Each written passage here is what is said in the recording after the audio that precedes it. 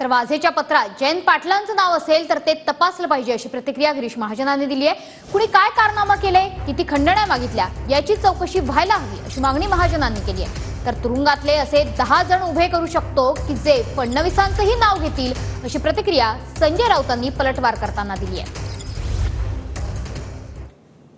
पत्र वाजेंनी लिहिलंय, त्यामध्ये जयंत पाटील यांचं देखील नाव आहे असं देखील वाजेंनी म्हटलेलं आहे। आता त्यांनी काय पत्र लिहिलं हे मला नक्की माहित नाही, पण आता त्याच्यामध्ये नाव असेल तर त्याची चौकशी झाली पाहिजे। ते तपासून बघितलं पाहिजे की कोणी कोणी काय काय कारनामे केले, त्यावेळेला कोणी कोणी किती पैशाच्या मागण्या केल्या, किती खंडण्या मागितल्या।